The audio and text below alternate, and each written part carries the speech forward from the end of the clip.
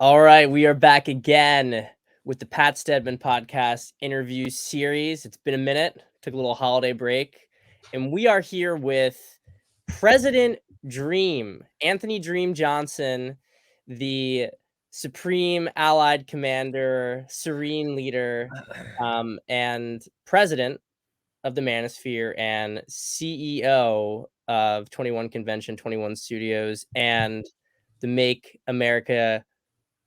Women Great Again, Conference 22 Convention, 21 Convention, 21 Patriarchs, and I'm sure there's more coming down the line with Yeah. this guy. It's a pleasure to have you on, Anthony. Yeah, man. It's a pleasure to be here. Really appreciate it. Big fan of, not only you, but your newsletter, the content you make on Twitter and all that kind of stuff. I appreciate you speaking at my conventions too now multiple times over. Means a lot to me. It's absolutely been my pleasure doing that. And you guys, I'm going to link in here some of the speeches from 21 Convention. I'm sure a lot of you guys have seen them before, but maybe some of you guys missed it. And yeah, I've been to 221 summits, and they've been really 321 summits. Oh my god, yeah, 321. Yeah. And it is the event to go to, and we'll definitely be talking about that. And I've always appreciated the platform. But this is an exciting interview for me because usually, as president, you're the one who's kind of hosting these things for other people, sorting out all the different kind of factionalities and talking about what's been going on in the manosphere and kind of getting people's takes on it. I like how it's a little bit reversed right now. Yeah. People get to see a little bit about you rather than you sort of holding up a mirror to other people.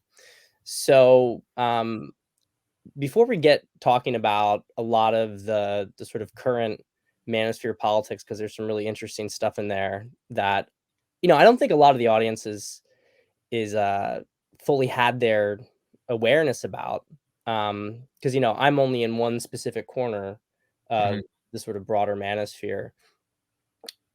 And you have a lot of enemies too that try to quarantine you off. Rollo Tomasi Rollery being one of many, but at the top of that totem pole.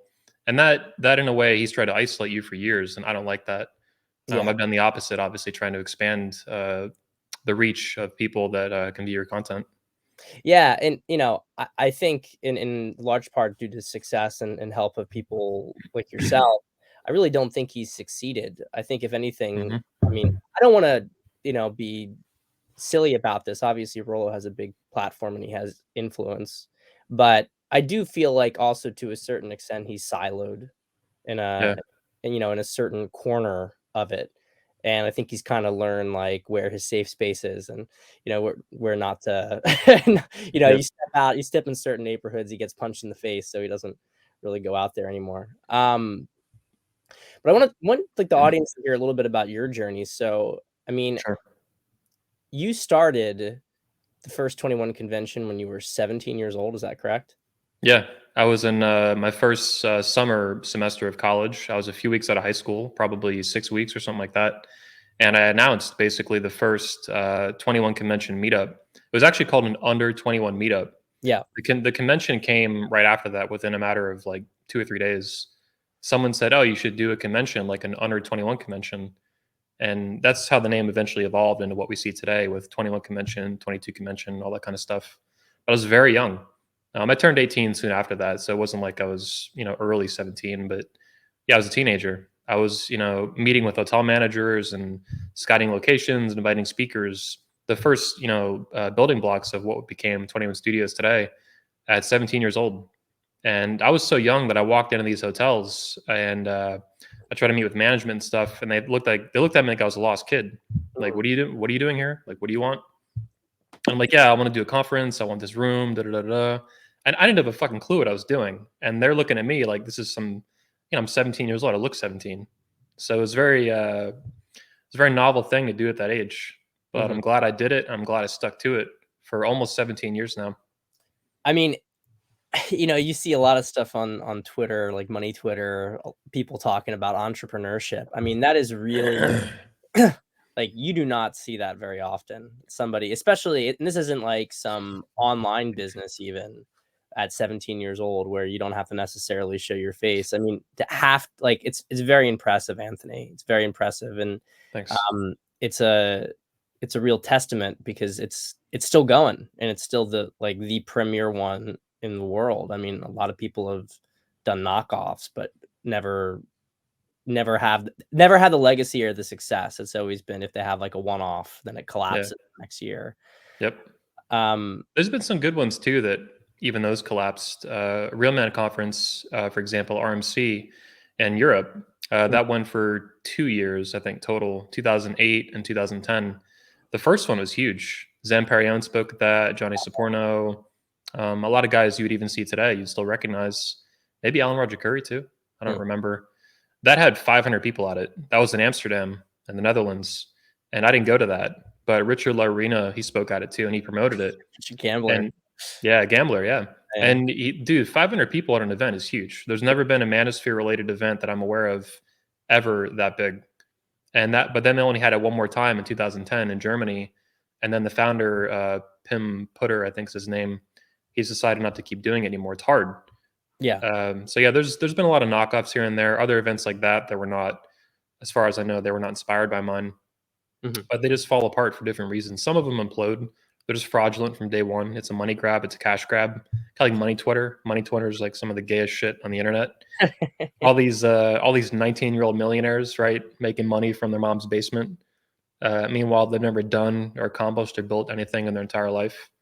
And you made a good point too. Like, my business has always been very real. Kind of this hybrid of like online business, but also brick and mortar.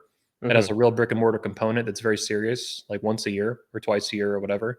And that's where we farm and we kind of build all the content for the next year or so on the internet.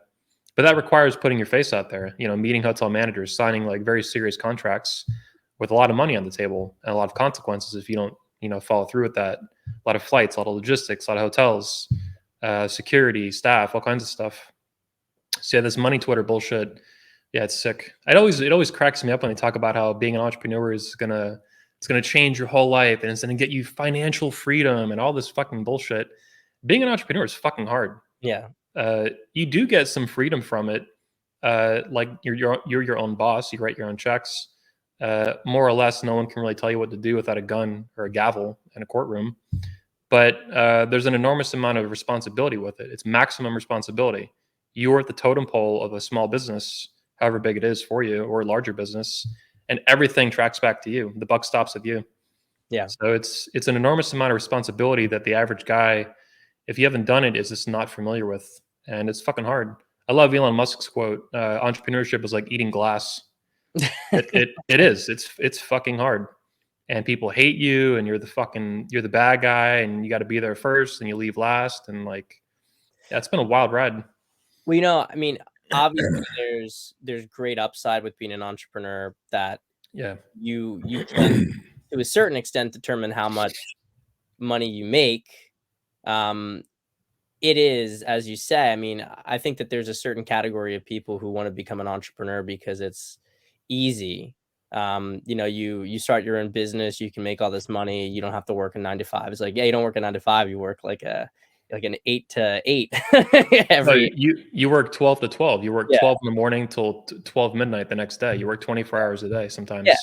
No, I mean, it's like, yeah, you can take some time off, and you can Yeah. decide when you take time off, but in practice, you're not taking time off. In Yeah. practice, it's really, you have to make a really concentrated effort to give yourself any balance, and it is really like an around the clock thing. And I think, I mean, I'm gonna say it, but I think it's very, like, it's a very masculine thing to do, to Yes. start a business, because guys who are drawn to that, what they're drawn towards is not even about the money, it's about being free, in a Yeah. sense. And it's not like being free in terms of not having to work. It's being free from other people telling you and dictating, and you have to go and you have to fend for yourself.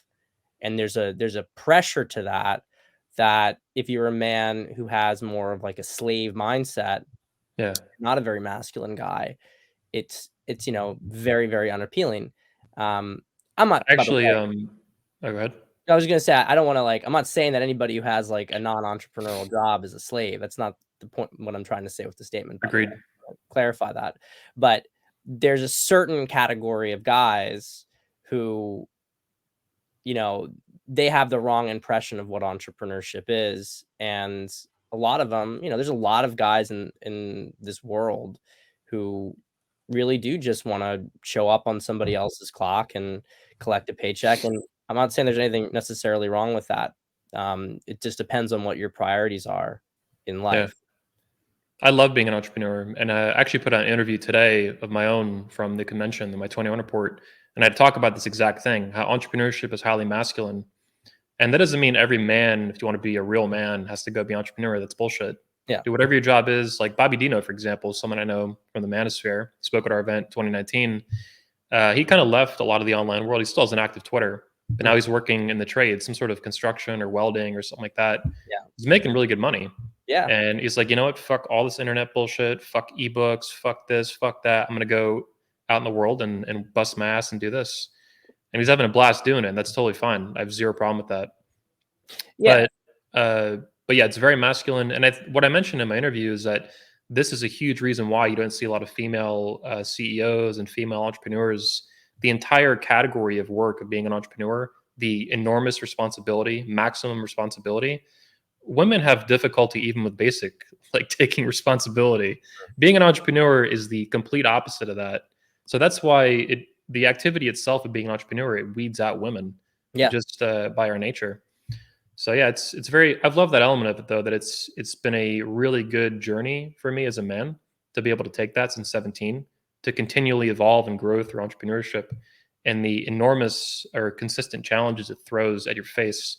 Sometimes a softball, sometimes a curveball, sometimes fucking fastball right at your head. Going 1,000 miles an hour. It's tough, man. It's been a battle being an entrepreneur. Entrepreneurship is war. Business is war in a way. It is. It is. It is. I think as a man, nothing really shows you yourself quite like it. I mean, except for war itself. Like Mhm. business is the closest you get to war in peacetime. And Yeah. honestly, I think increasingly, if you look at, we don't have to go into it, but if you look at like geopolitics, it's increasingly connected because it is like business, financial, Yeah. and that's all tied up. Like kinetic is small, it's like one portion of hybrid warfare today. Yeah. Um, it's all alpha guys competing for power at the end of the day. Well, you have these huge, like, global homo multinational corporations, which are heavily influencing politics everywhere. But Mhm, even small businesses, I would see the COVID stuff from a couple years ago until very recently, all these lockdowns, these decimated small businesses. mhm. And I think that was kind of a joint effort by both governments to squash the middle class, but also multinational, these huge corporations that just wanted to like stomp on these people. So Walmart would stay open and local mom and pops would go out of business Yeah. because they're forced to close by the government. So the government, as a monopoly on violence, is weaponized against small businesses. And that's terrible. I hate that with a passion. It's really gay. It's pretty crazy to look back on all of it and I Hmm. mean, and that's just the beginning of their plans with all this stuff. But anyway, I want to keep the focus onto you and your. Sure. I kind of mentioned that. What made you decide to want to do an under 21 convention? Why did you want to get into this space? Because back when you got into it, I mean, this was. I guess I could do some. How many years has it been now? Has it been like 11, 12 years since this? No, what am I talking about? Way longer than. Way longer than that. Yeah. I started the convention back in the Bush administration. That's how Yeah, fucking far this goes yeah. back, man. I found the Manosphere, for example, in 2005. Um, 2005, it's, yeah. yeah, long time. That's, I don't know how many fucking years ago, over 17 years ago. I started the convention then in the summer of 2006, so less than a year later. Mhm, One of the big points, though, before I forget, so we're talking about me being an entrepreneur, starting a business, starting a convention. A convention.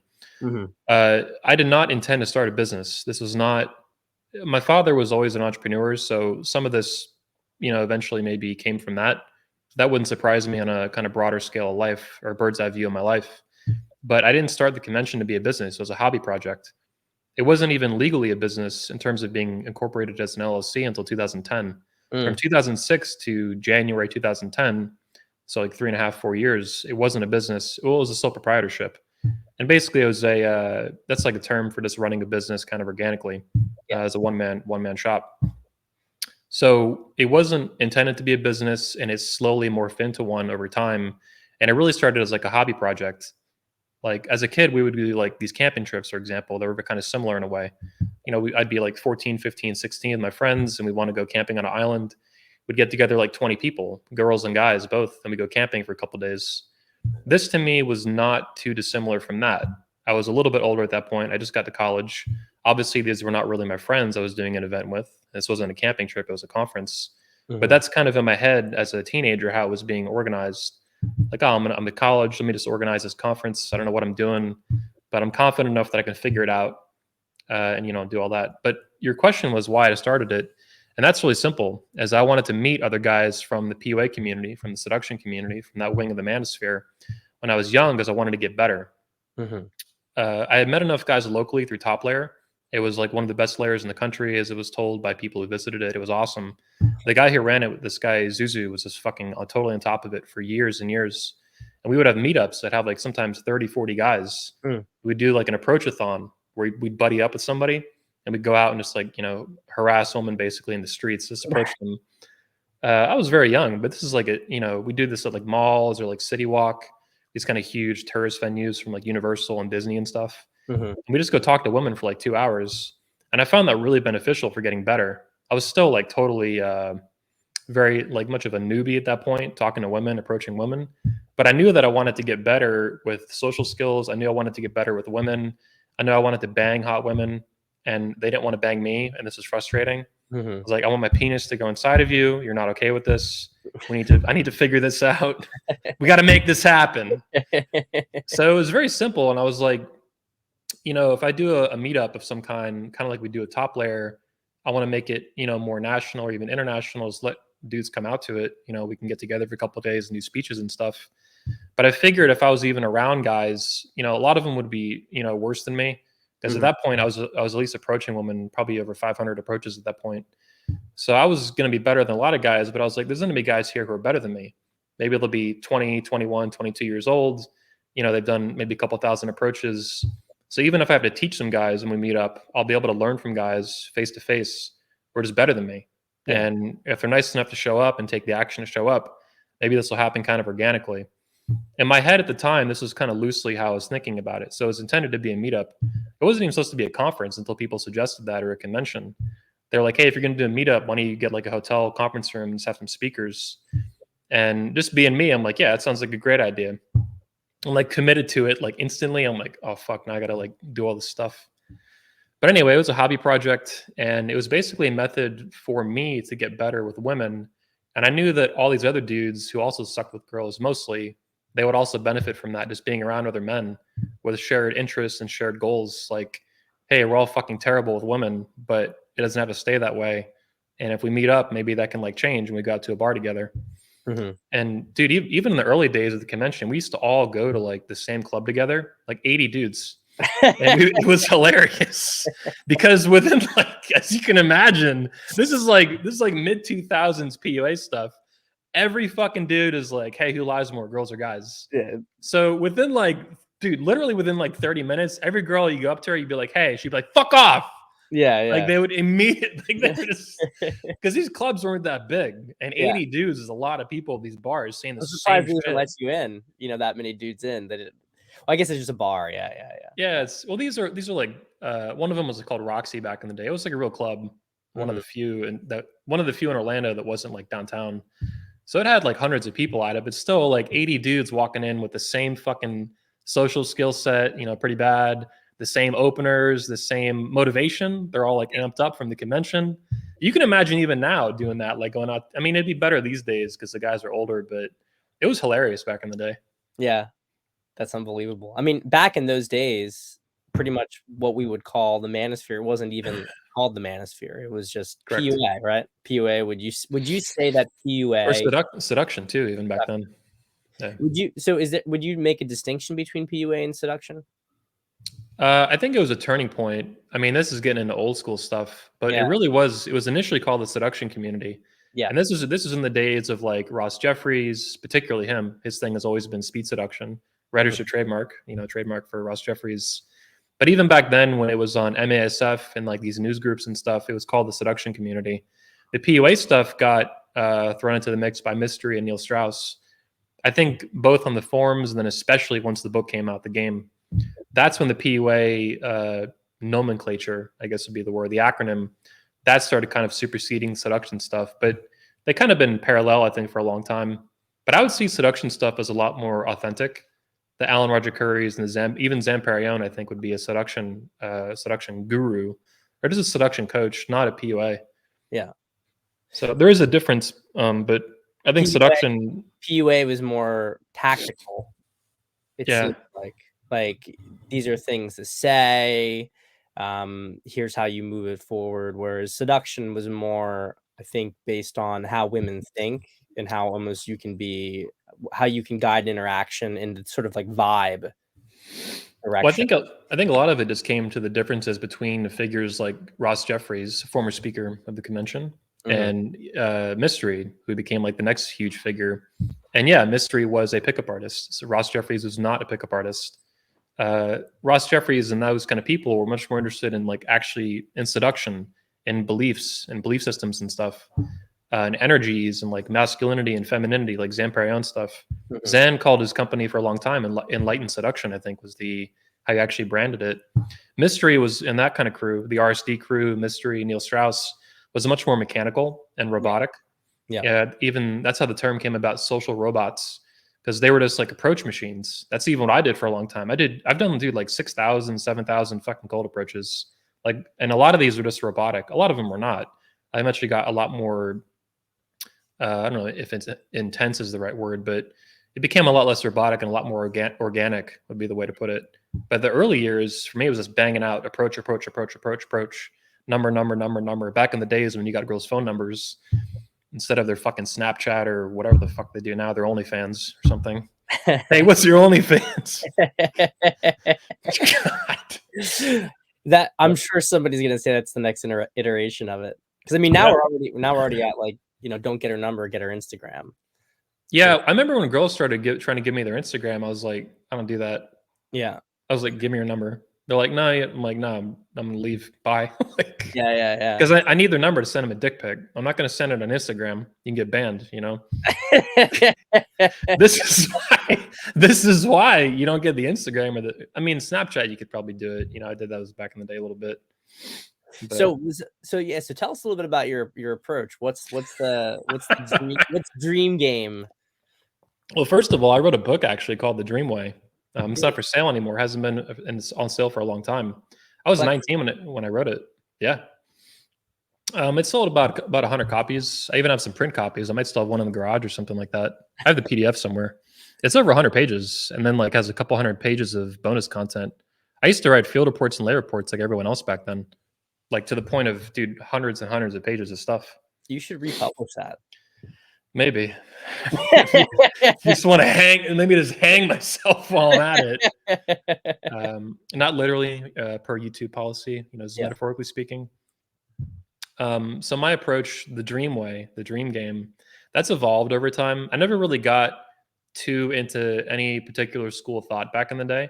I did look at the M3 model. I read, what was it called, by Mystery back in the day. Eventually it became Magic Bullets. Savoy rewrote it. The Mystery method, I think, is just what it's called by Mystery. Yeah. So this model of A1, A2, A3, C1, C2, C3, S1, S2, S3, this kind of stuff. RSD stuff was compelling for a while for me. But really, kind of like the convention, I always just was interested in a lot of different stuff. And kind of like a Bruce Lee kind of mantra, I would try to just pick and choose what worked for me. I would at least experiment with it. Yeah. I remember even, for example, this was totally not Mystery method. Mystery was much more indirect and kind of subtle in his approach.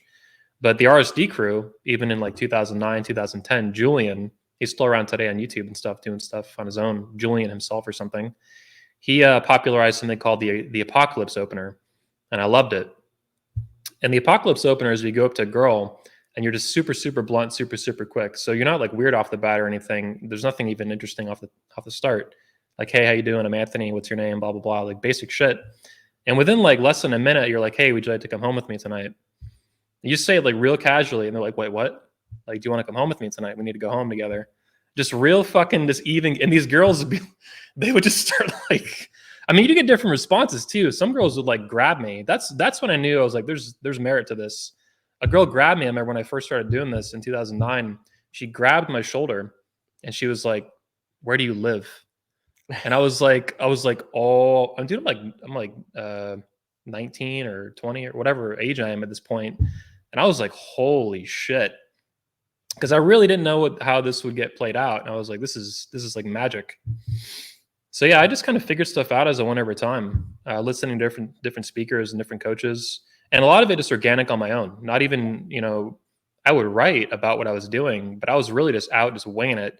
Like if I talk, like let me say this for any guy watching this, it's like sucks with girls. Your social skills are terrible. If you go talk to 1,000 women over the next like 18 months or 24 months, you're gonna get a lot better talking to girls. Even if you don't have a fucking clue like what you're doing, even if you don't read anything, not that you shouldn't. You should read Pat Stedman's newsletter, right? Watch speeches, whatever you want to do. But if you just have to go talk to women, and if you do that all on its own, you will organically, very naturally get better with women, just through repetition and through navigating the social conflicts that will come from that, however minor, hopefully not too bad. You might get a couple drinks spilled on you along the way or something, depending on what you say. But yeah, a lot of it for me was just very like literally go out and experiment and see what the fuck happens and intuitively build this up over time. Well, it's an unconscious approach. I mean, if you do something, even if you don't have any clue what you're doing, you just gradually figure out unconsciously certain things. Um, if you do that and you apply material, then obviously you move through it a lot faster. But this is it's I appreciate that you put it so starkly, because a lot of guys are like, well, what do I do? How do I, get better with girls? It's like, well, Doesn't matter. Go talk to 1,000. Like, shut up. are you talking to girls? Yeah. I mean, this is one of the things, like, I even tell guys when before we're going to do coaching, it's like, I can amplify what you do. I can catalyze your growth, but I like, if you're not going to go talk to girls, like, there's only really so much I can do for you Yeah. at the end of the day. Now there's more to my approach though, because this evolved. Now this evolved from like 2005 to like 2011. At the end of 2011, I got into that Medusa relationship, which went on for the next 4.5 years. So that obviously was its whole male-female, as a relationship experience. But I was not actively approaching any women at that time because I was with a woman. We were dating and then married. So there was like a development period from 2005 to 2011. There was thousands of approaches. And then when I left that relationship, when I found out she was literally a prostitute, I left immediately. Yeah. As I think any man would and should that had even an ounce of self-respect, like, oh, fuck, this was bad. Goodbye. What I'm going to say, though, is that there was then a development period from 2016 through like 2020, 2021. So, but you had a question? No, I was going to say, you should tell guys that Medusa story, because I don't think a lot of... Check it out on YouTube, 21 Studios, 2-hour speech. It's the clips and the speech itself have 13 million views now, or 12,900,000 and something thousand, which is awesome. I'll link that below, and you can, because I know you went into it in so much detail in the speech that you don't have to go through all the detail. But I mean, I was very young too. I mean, as much detail as there is, I agree with that. I mean, dude, I was so mad, and I was so much younger. That was 2016 when I gave that at the Under 21 convention, actually.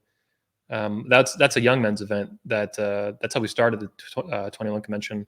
But I did another one in 2016 as well. And in the future, like if I'm just sitting on mountains of cash, we'll do more events for young men too, ages like 18 to 21. It's just really hard to do that because guys that age have zero money. Yeah. So it's like, how do you fund it? But anyway, I could tell the basics of the Medusa story for your audience. Yeah, that'd be good. Especially because I think it'll help contextualize when we talk about some other, the Manosphere down the line, like gives you like talk about this kind of stuff, because no one can say. Anyway, you go ahead. So some of the basics in 2011. Well, I had found the Manosphere obviously in the seduction wing many years before this 2011, and I had finally gotten some success at that point, just banging girls and stuff, good looking women too, hot women, not these fat women that a lot of the Manosphere frauds bang. I've always been a stickler. The first girl I banged was an 8, like a solid 8. to the point that people didn't even believe it in high school. Like, there's no fucking way. I'm like, yeah, totally fucked the shit out of her, dude. It was awesome. So that was like a fool's mate, just kind of like luck. There was some bravado to me that made that happen. It wasn't all luck. But anyway, the first girl was really good looking, and that set the bar really high. So ever since then, I've always been like, I deserve nothing but hot women. You know, occasionally like a 7 I would hook up with, but like even that was really like, you know, scraping the bottom of the barrel for me. And my 7 is like the average Manosphere guy is like 10. Yeah. As I see it. Like these dudes, I mean, Donovan Sharp calling his wife, Miss Piggy, calling her a 9 or better, and she's like a 2. I mean, this to me is like the epitome of fraud in the Manosphere. Anyway, with the Medusa stuff, I met a woman. I always thought online dating was like kind of gay. This is in the 2000s. And the Manosphere back then, this was like a common belief that it was looked down upon, going on Plenty of Fish and OkCupid and this kind of bullshit. You know, the real men would go out and talk to women face to face. And on a basic level, there's some truth to that. It's much more confrontational. It's more difficult. Online stuff, you know, it's an ocean of catfish and fat women. Even back then, it was kind of a mess. It's much worse now, but even back then, it was far from perfect. But one of our speakers, Bravo, he was a head coach for Neil Strauss for a little while back then, which was a big deal back in the day. He gave a speech at our convention in 2011 about online dating and how he was just crushing it, you know, banging good-looking women off of OkCupid, Plenty of Fish, stuff like that. And I got along with him well enough, and he gave it. The speech was good, and even talking to him, it was clear this guy got laid. I mean, he was not some goofball. Like this guy was slaying it in some capacity. I was like, okay, let me stop being so stubborn. Let me give, you know, online dating a try. Immediately, I bang this chick off Plenty of Fish, and then I bang another chick off Plenty of Fish the next day. So my roommates see me bang 2 chicks back to back, like in a 24-hour window. And I'm like, yeah, the online dating's dope. And they're all like, yeah. I'm like, yo, guys, I found the gold mine.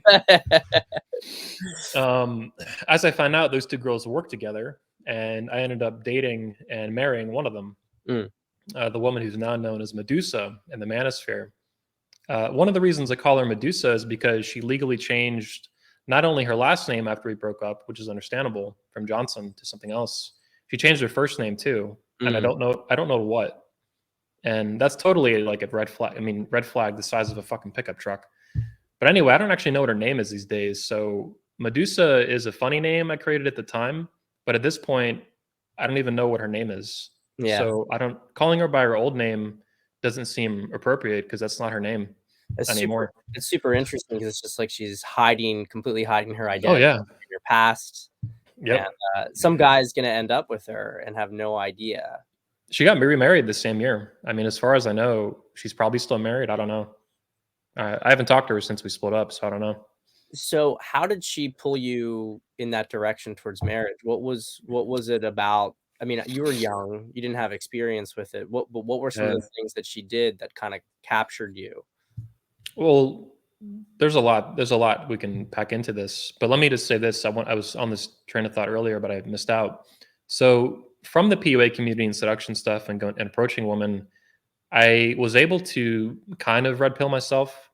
Like I knew any girl, you know, could potentially fuck you in the same night. And even back then, guys would argue with me about this, like, oh, good girls would never do that. I'm like, no, I think any chick would do that, man. Under the right circumstances and the right guy, she would definitely do that. And I'd seen a lot of crazy shit. I'd seen girls get fucked in the bathroom and stuff, you know, even as a teenager, just walking around downtown Orlando, just like crazy shit. So I was red pilled in some ways with women and dating, but it was very shallow. It was not a deep red pill. Like I did not understand female nature. I did not understand long-term relationships. I did not understand how women would operate in long-term relationships. So basically I was still kind of purple pill in that way, very sincerely, not in some derogatory way. People use it against you. That's bullshit. But really I was like red pill and I could go out, bang a hot girl. And I understood how this worked pretty well, but it was very mechanical still. And I did not have a lot of deep experience with like women, you know, just absolutely lying to your face, you know, very Machiavellian, malicious behavior or whatever, right? You know, the deeper elements of psychology and trauma and stuff. As far as it pulled me in, I was kind of obsessed with like redheads at that time in my life. And she was a redhead. So it was just like, I was on like a redhead kick from like being in Europe and stuff. And I'd seen a lot of redheads over there in 2010 and 2011 from Sweden and then in Britain too. So there was some like mechanics that like her being white was great. She was really pale, which is great. I like pale women. I always have. White women are my favorite animal, 100%. That's always been the case. I was on a redhead kick at the time, so that did not work in my favor. She was kind of tall, which I thought was useful at the time. She was like 5'8", which was pretty tall for a chick. Because like just really blunt, I have a huge dick. So when I fuck small girls, I mean, it's hard to even get it all in doing what you do. So I'm like using my noggin here. I'm like, all right, if a girl's a little bit taller, then I can get my dick all the way in. It's gonna be more fun. Really simplistic stuff you're thinking of as like a young 20-something, but I'm like, this is good. So yeah, there was a lot there like that. She was a massage therapist at the time. I did not understand that was a huge red flag. I was like, oh, she worked at a 5-star hotel. I'm like, oh, she has a job. She takes care of herself. She's also a licensed nurse, an RN. Like went to college. I thought that was a good thing. Wrong. So there was a lot there that was good. The sex was dope. I mean, she was a fucking crazy hooker. Yeah. Like literally a professional. I did not understand that at the time. But that was like all really good. And she was like I think basically, I've called her a psychopath, like in the speech. Whether or not that's true in some clinical fucking DSM, scale, I don't really know or care. I definitely think she's BPD. If that term borderline personality disorder has any real merit in psychology, definitely fucking class act of it, like classic case. Yeah. Because of that, she was able, I think, to fine tune in like a hyper feminine way what I really wanted and what I valued. So she was like picking through my brain, basically trying to sink her hooks in like these claws, right? So what I did want also was like a really trad woman. I wanted to eventually someday, not at that exact moment, but get married, build a family, have a bunch of kids, that kind of stuff. So in the speech, I didn't mention this, but man, she was like super hyper trad. I mean, like cooking for like hours on end and like all this kind of stuff. Stomach full of balls empty, like every fucking day. All that kind of stuff. And people in the speech, I didn't really clarify that, but that really is, cooking and cleaning, like, nonstop. So there was a lot there. She eventually got fired from her job, and then she worked on an online business I helped her get going too. So then we were kind of like working together out of the same house, which had its own kind of issues. For example, like if she wanted to go be a prostitute, during the day or something, or whatever it was, right? Us being separated for a few hours, I didn't think shit of it, because it's like, man, we've been together all day, every day for the past like 5-6 days in a row. If she goes out somewhere and has some excuse to go shopping or something, I don't think twice about it, because we've been working together in the same house every day for like 6 days in a row. Right. And she was very clever too, in doing this stuff. She would always have an excuse, like literally to the point of bags and receipts and shit like that.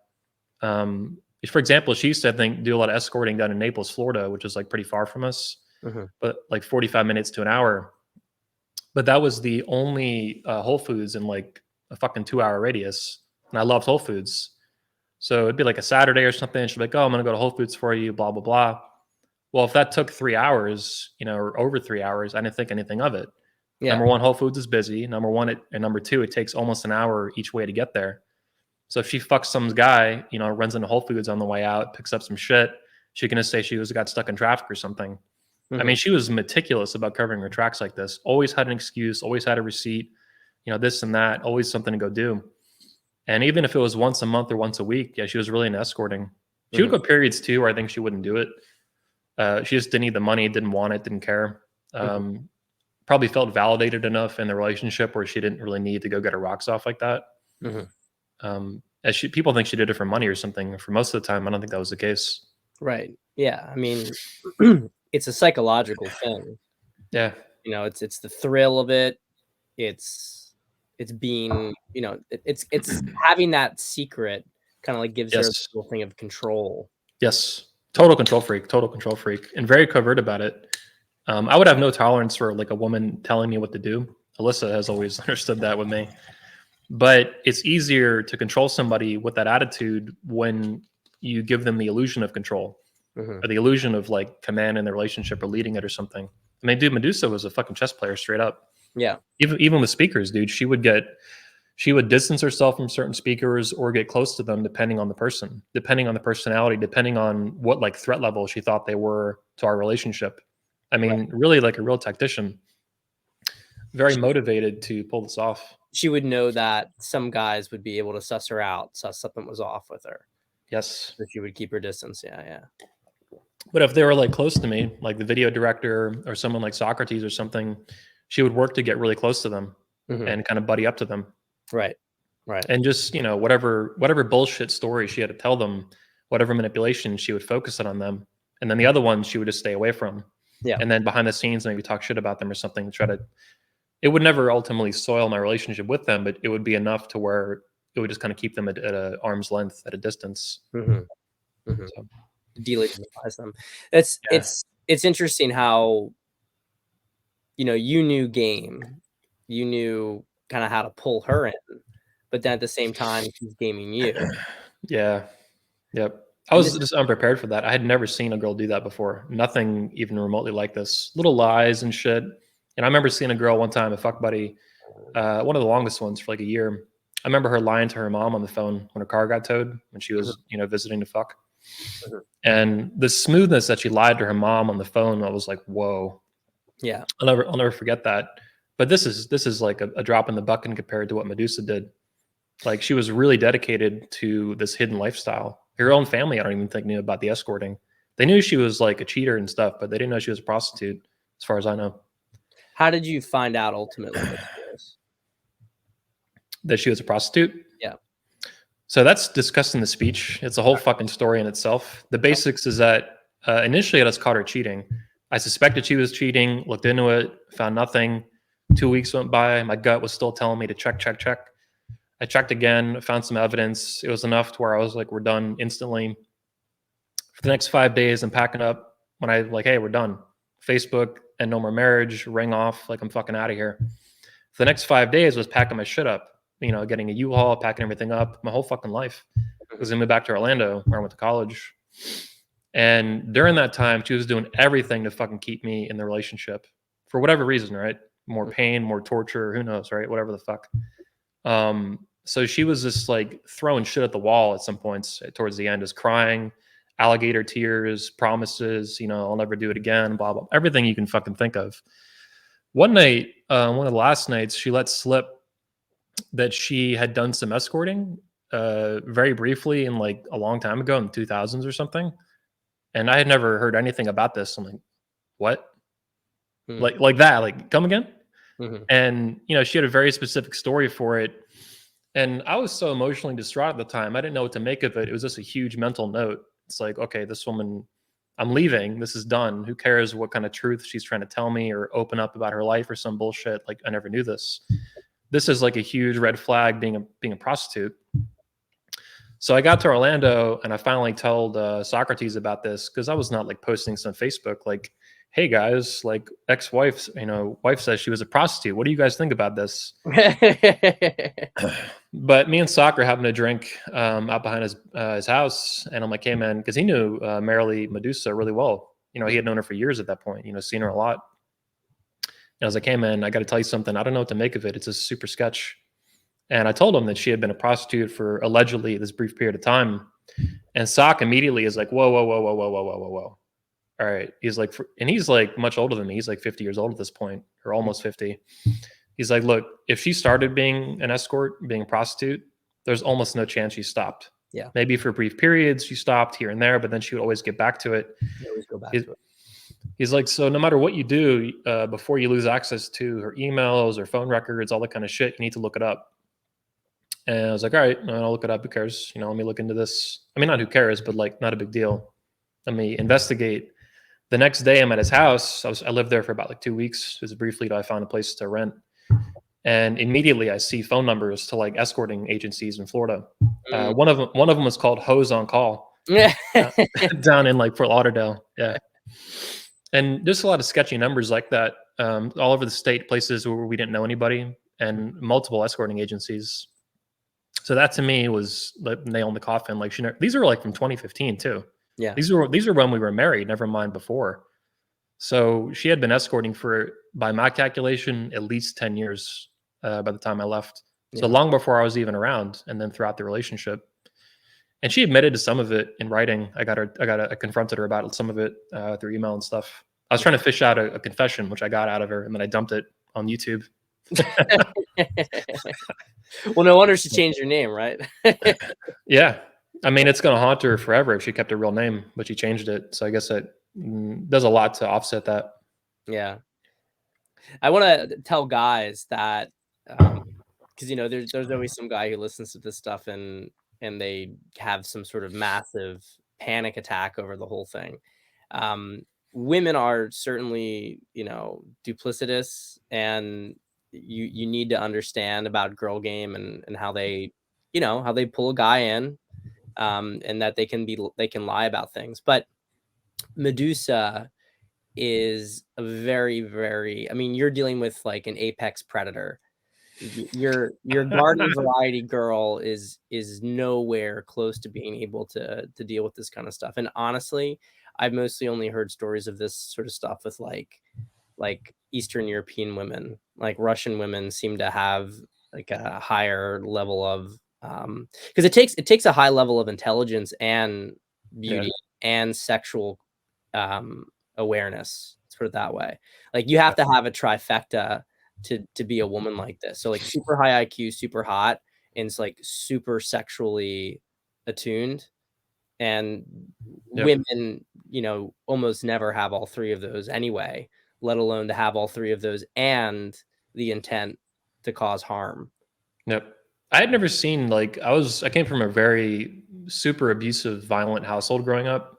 So that the most of the abuse, not all, and I was not aware of it because I was so young, but most of the abuse I saw growing up was like very violent, very overt, very blunt, screaming and violence, domestic violence, cops coming, like all kinds of crazy shit, like blood and just fucking nuts, right? Mhm. So a lot of the experience that Medusa, I think, was linked to that. I later realized because living with her was, being together, trying to build a relationship and a marriage and a family. We never got around to actually having kids, obviously, thank God. Mhm. But she was never stupid. She was very covert. She was not stupid. She figured out pretty early on that I came from that kind of background.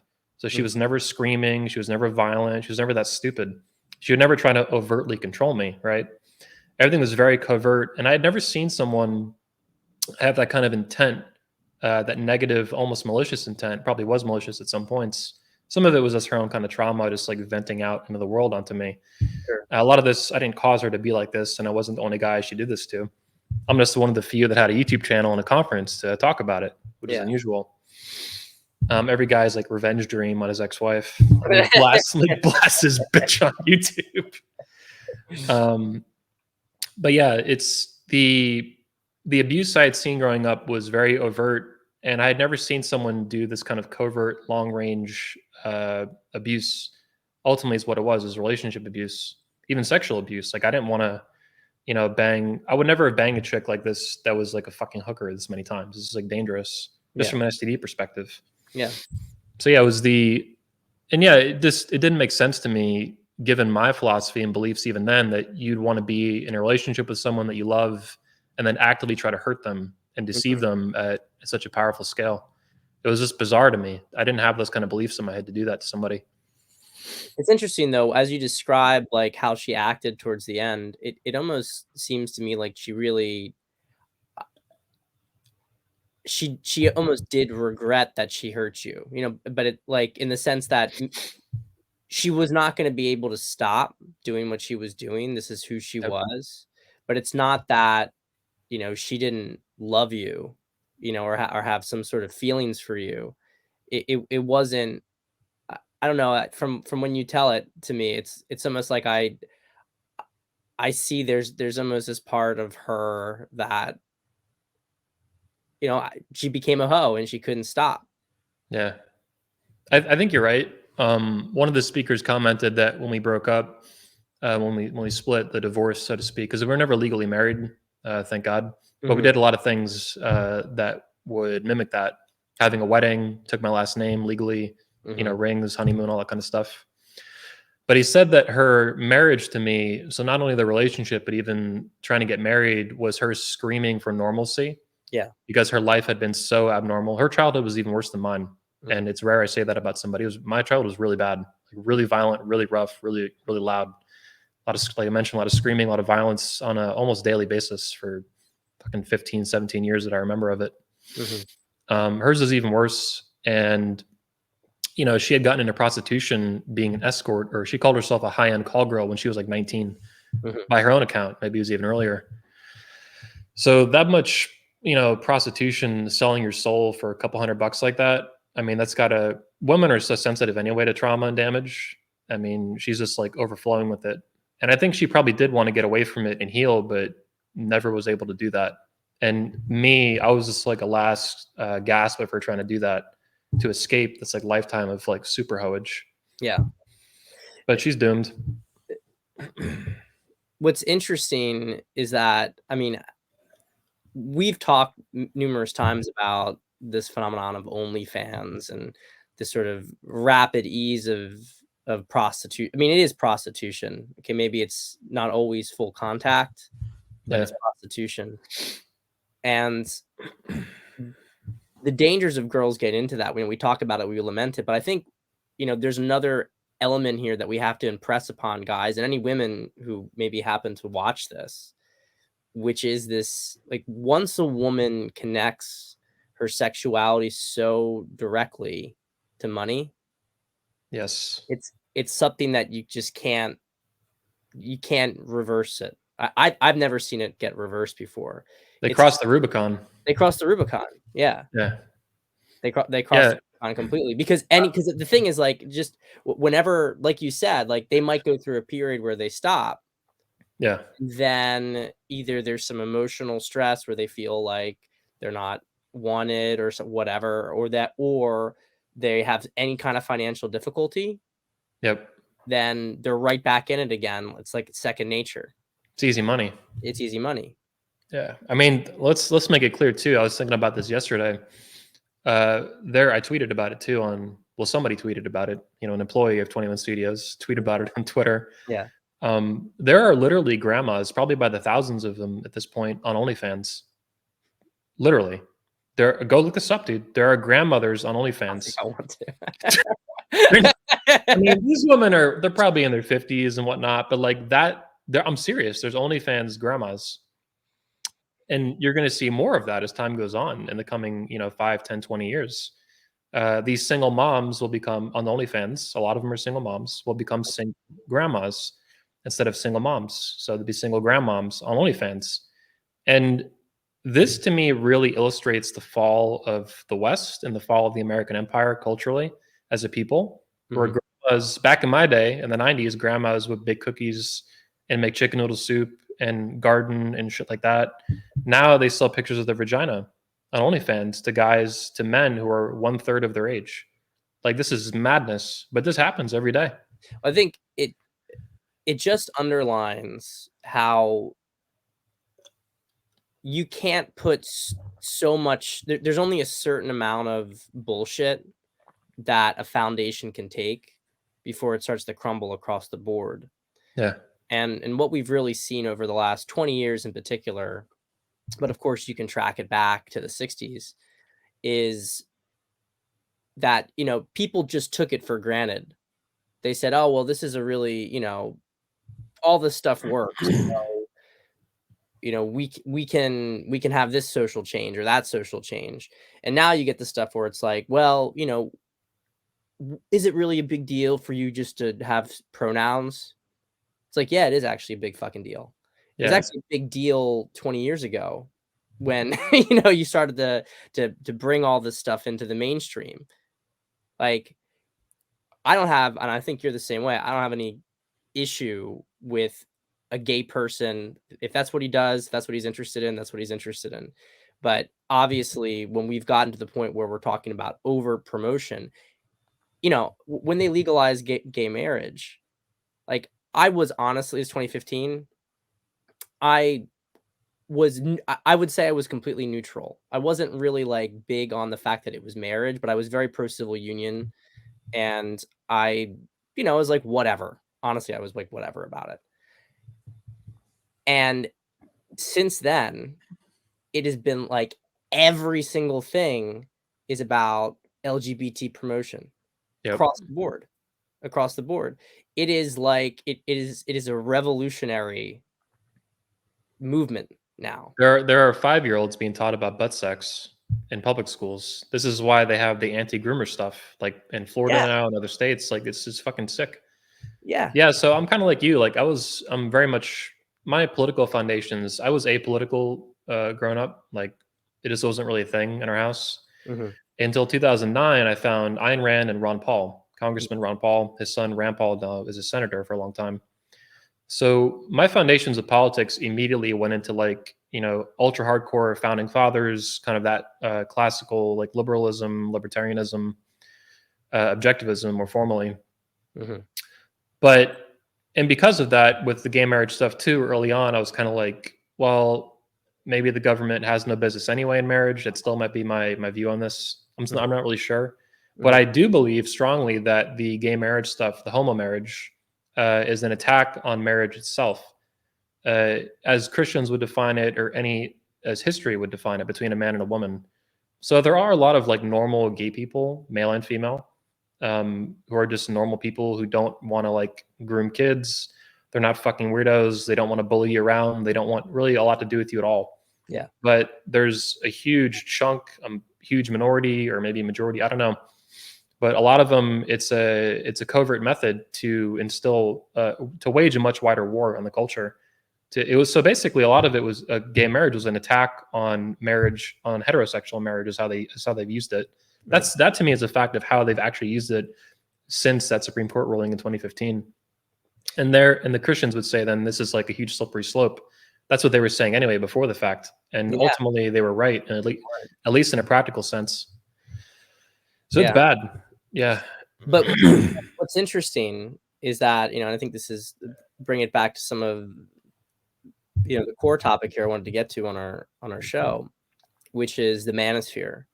Yeah. And it's interesting how, so we have years back, the manosphere is PUA seduction, kind of gradually becomes more about the psychology behind things, like red pill, I guess you could say, dynamics.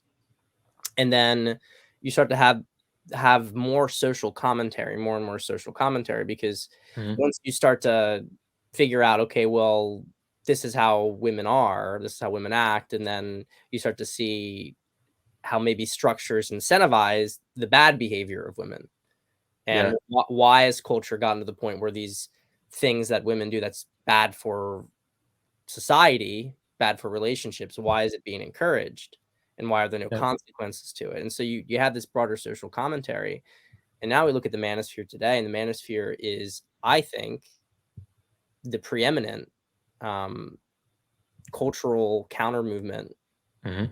in the country. 100% agree.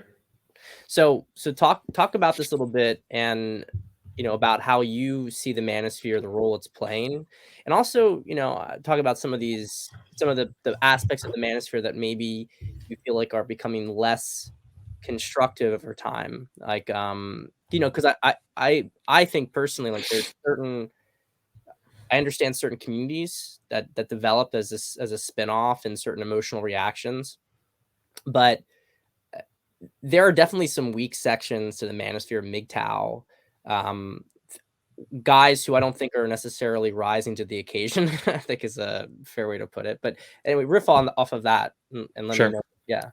So first of all, I agree 100% that the manosphere, as you called it, I think the preeminent counterculture movement alive today.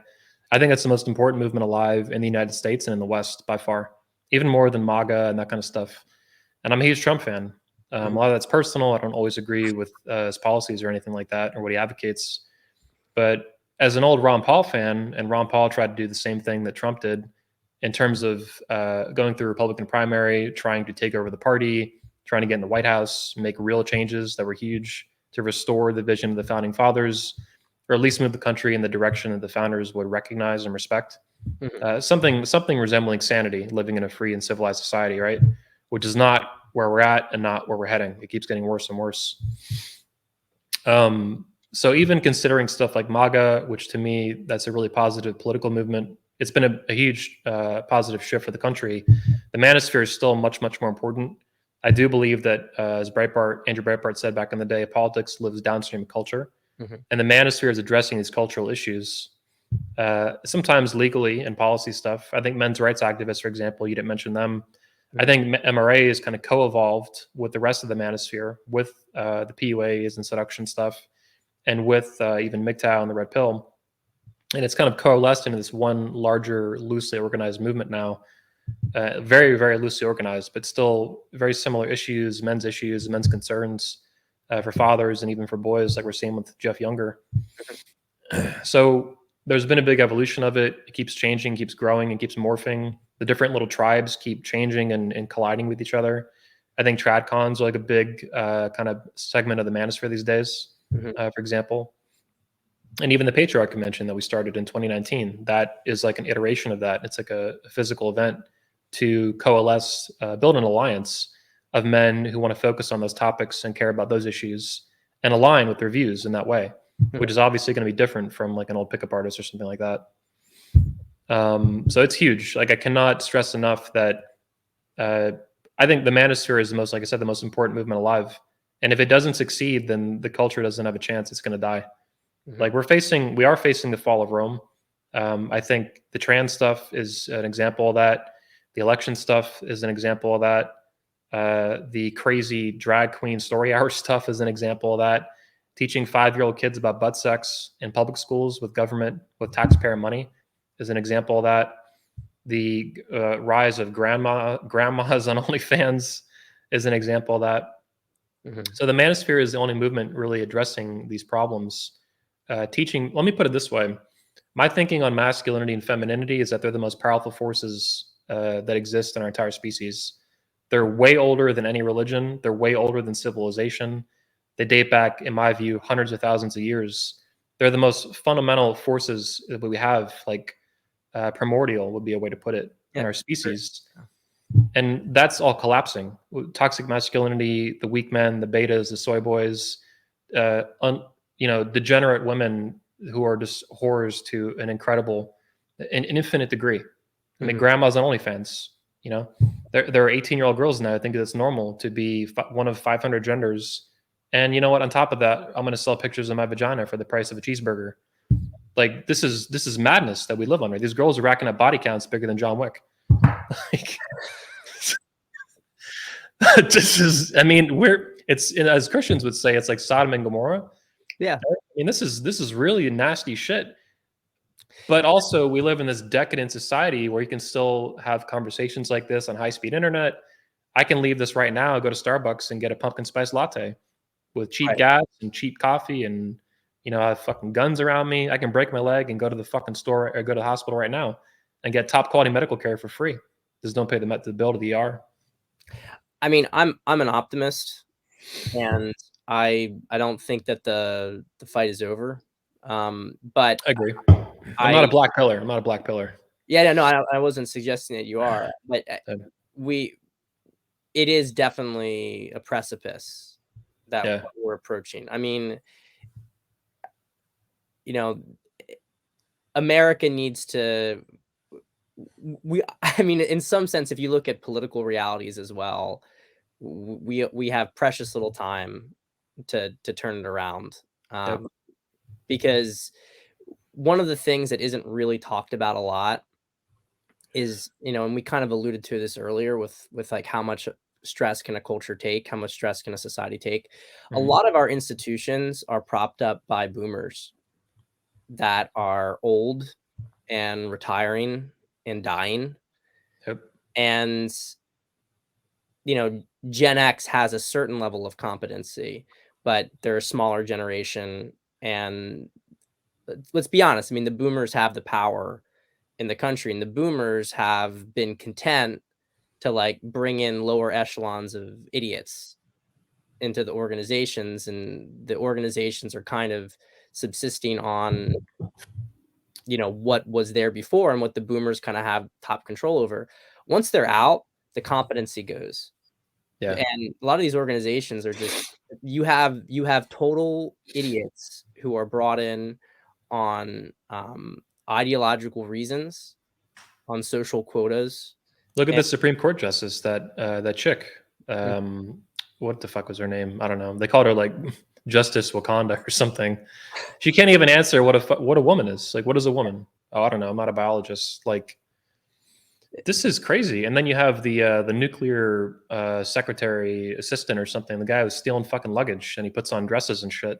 Twice, I yeah, mean, multiple times they've caught him stealing luggage. I mean, yeah, the guy's a fucking criminal, like thief. Like this is, and he's managing nuclear weapons and shit. Like, this is madness. Like people are gonna die, man. and what's incredible is just how inconceivable this would have been even 20 years ago. Yeah. And now, I mean, I Even think 10 years ago, this didn't even 10 years, exist. yeah, even Even under Obama, this wasn't a thing. yeah, Like, yeah. It's, I mean, certainly not his first term. Like yeah, yeah, there yeah. was nothing at all like that. It, it's it truly is alarming, and the manosphere is this, like you said. I mean, a country is built, its foundation is its culture. And I think what the manosphere is doing is, at a minimum, even if like we lose and America falls, the West falls in some sense, there are guys who there's a seed that's being planted. Yeah, And I think when you expand it to a further level, you have the fundamental stuff, what it means to be a man, because that is the fundamentals. But guys who step into that then start to step into the culture that they came from, or that their ancestors came from. And so it takes the history and the traditions with it. And I think it keeps the flame alive. I mean, sure. so it's one of these things, like, I don't, you could, even if we don't take the whole thing back, because even when that happens, I mean, we're talking about decades of cleanup. Yes. I saw Uh, a video today on Twitter. I retweeted it with 21, and it was a college classroom, I think, from this the other day. And you have this kind of fat chick teacher, but professor. She's up at the front of the class, and she's actually speaking common sense. She's arguing with the student in front of probably like 100 students, and this female student is talking about, not only, people have wombs, not just women.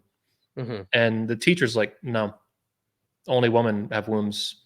And the chick's like, I have a womb and I'm not a woman. And the professor's like, you're a woman and you have a womb.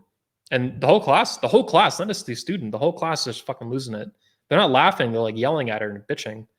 And it's like, dude, the trans stuff, the gender stuff, the insane gender ideology of 800 genders, Mhm. the global homo stuff, the feminism, like it's infected all the Zoomers.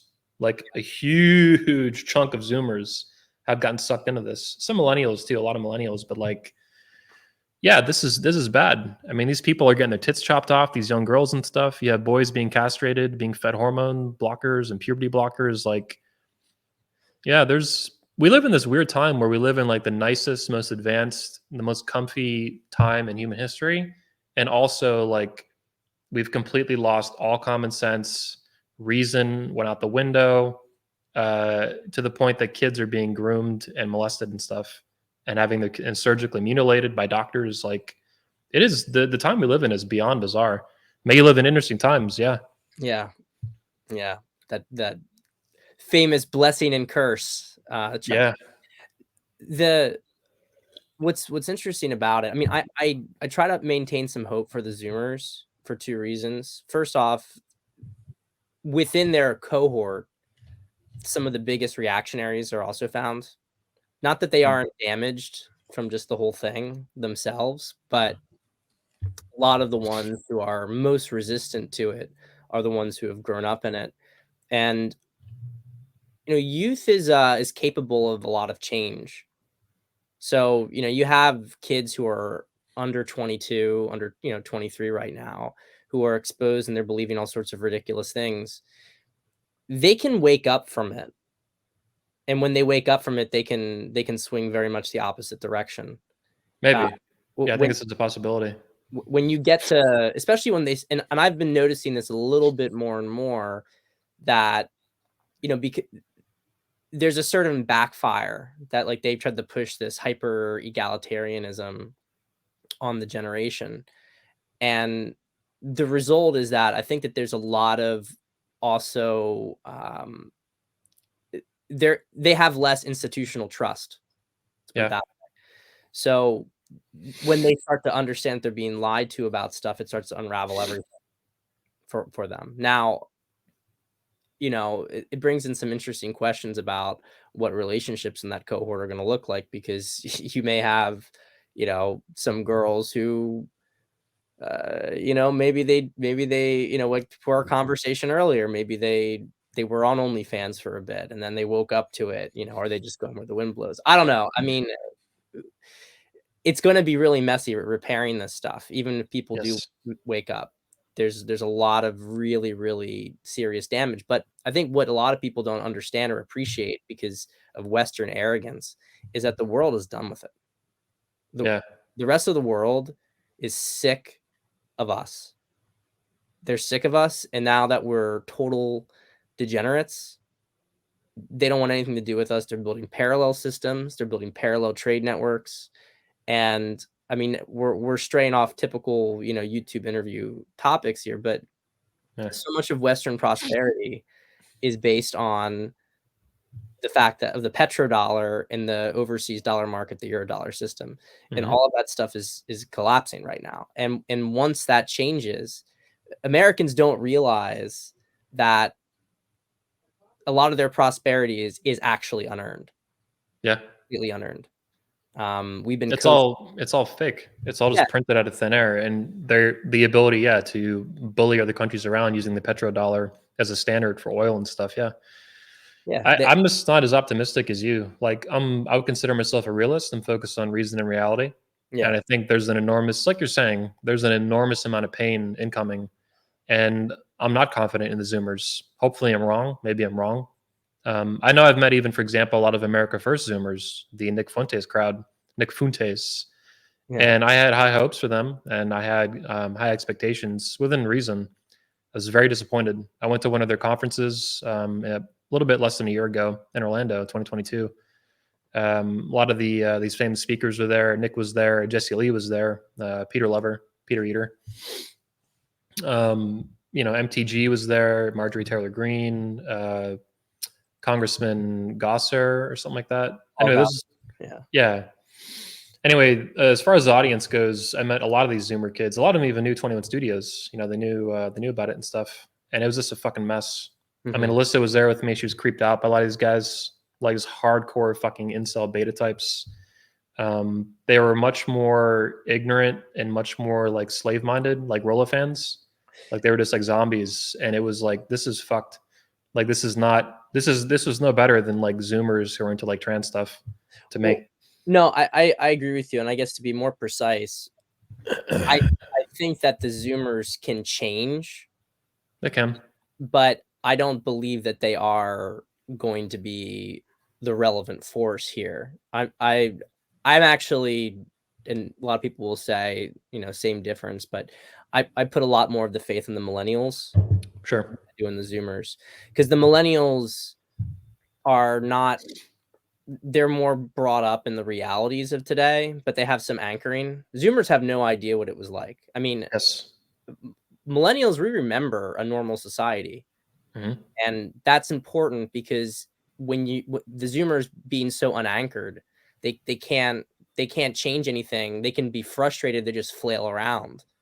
Whereas millennials are more like, okay, I can navigate in this current space, but why did we leave that space? Like Yeah. boomers can't navigate in this space. Even really Gen X struggles to it. I mean, they're a little bit better. So I put a lot of the faith on millennials. A lot of the millennials, um, they grew up in schooling when it was sane. So they Yep. do have, I mean, a lot of them have kind of fallen for some ideology, but they're not they're not radicals overall. Even Hollywood was way more normal back in the Yeah. 90s. I mean, Yeah. imagine look at a movie like The Patriot, Mel Gibson in 2001, I think. I Yeah. mean, that would if that came out today, it would be blasted as like ultra right wing fucking terrorist propaganda It or would something. it would never be produced It today. wouldn't, yeah, it wouldn't even be made. But it was a great movie. And these are the kind of movies that were normal, Braveheart and stuff in the 90s and the 80s and stuff. And yeah, me and you both have memory of that when it was current and relevant and real and even celebrated and, whatever.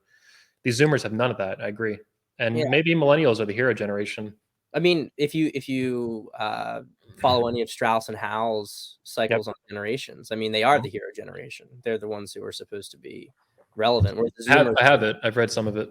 Yeah. yeah, the Zoomers are like the generation of like the Hitler Youth. I mean, they're not, like Yeah.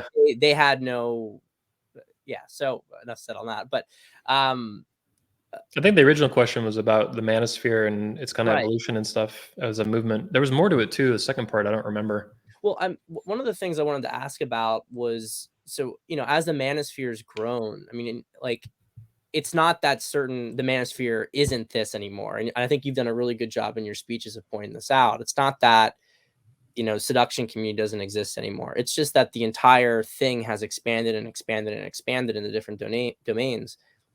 I'm curious though about some of the elements of the manosphere that are maybe not constructive. Like, you can say that, okay, well, some people will argue, well, seduction community isn't even constructive because trads will be like, we're all about family Yeah, formation. yeah, yeah. But there's practical elements to this, and it's Yeah. certainly not, let's just say, a negative movement. Some might disagree, but I would say it's not whole on negative movement. But then you have groups like mgtow, and I want you to talk a little bit about that, because Sure. I just kind of see, as things have moved on, I don't understand really what the point of them are. I don't understand what they're really trying to accomplish. So I have some ideas here. I think that your audience will find interesting. Um, I'm not a Christian, like I'm an atheist and objectivist. I was raised Catholic, so I'm a retired Catholic these days. But over the past couple of years, because of the Patriarch Convention, I've been around even more Christians than usual, pastors and stuff like that, and Catholics and whatever. So Protestant, Orthodox like Jeff Younger, and then Catholics like Elliot and these other guys. So, in my understanding, Christianity historically just kind of got so big that over time it eventually branched out into multiple denominations. You had like the Catholic, and then Catholic and Orthodox split off. They had their fight 1,000 years ago or whatever.